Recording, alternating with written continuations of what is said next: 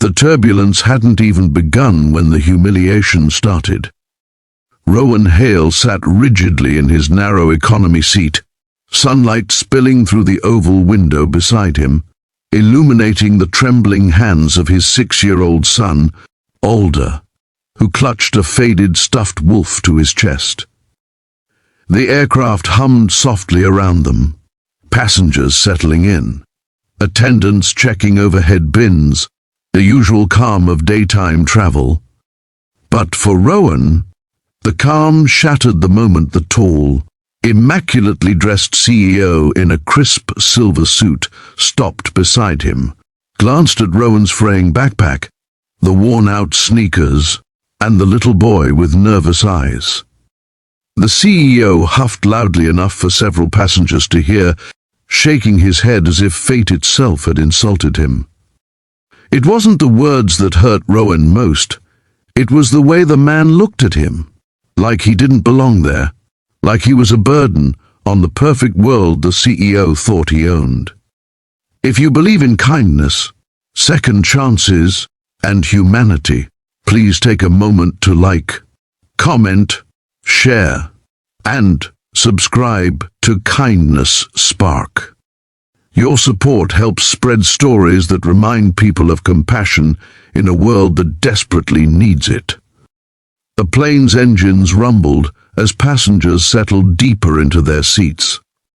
Rowan closed his eyes briefly, steadying his breath, reminding himself that he had survived worse.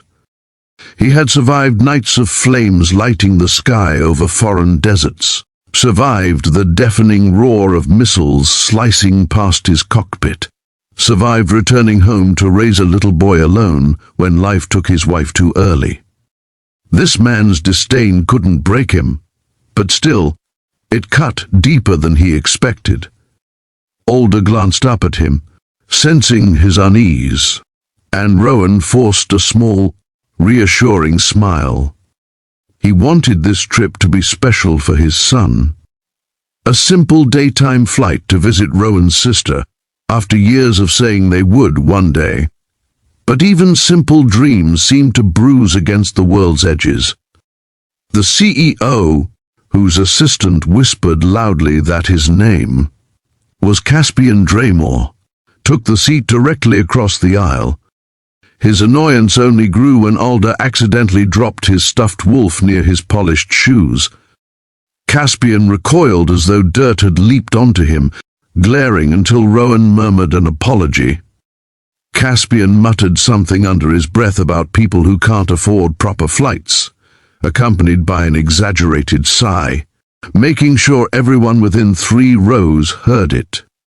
Rowan kept his focus on Alder, brushing his son's hair back gently, refusing to let anger show.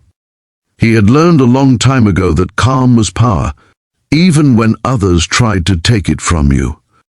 Daylight streamed through the cabin as they took off, the view of clouds and earth below unfolding in breathtaking layers. Rowan encouraged Alder to look out, distracting him from the slight bumps that came with ascending. The plane leveled smoothly, attendants began their routine, and Rowan allowed himself to loosen his shoulders. Maybe, just maybe, this flight would pass quietly despite the rocky start. But fate worked strangely that day, intertwining hardship with destiny in ways Rowan could not yet see. An hour into the flight, Rowan noticed a subtle shift in the air. Not turbulence, something else. The attendants spoke into their radio. Several rows up stood, then sat, then stood again, holding his chest. The hum of normalcy faltered. Soon, the intercom crackled, the captain's voice calm but edged with concern. He explained that there was a technical fault in the aircraft's automated landing system due to an unexpected electrical issue. A backup existed, but something else was complicating matters. The details were vague, deliberately so, but the tension spread through the cabin like a tightening grip around every heart. Caspian scoffed loudly, demanding to speak to the flight crew as though he could command the sky as easily as he commanded boardrooms. Attendants tried to soothe him, but the CEO's irritation grew. He even jabbed a finger toward Rowan, proclaiming loudly that people like this should not be on important flights that could impact high-value passengers. His voice rose, drawing glances from across the cabin. But Rowan did not respond. He only held Alder closer, whispering comfort as the plane shook again, this time more sharply. Minutes later came the announcement that changed everything. The captain's voice returned, steady yet unmistakably urgent. He explained that due to the electrical issue, the system responsible for stabilizing the aircraft during landing was malfunctioning, and the autopilot assist for emergencies was compromised.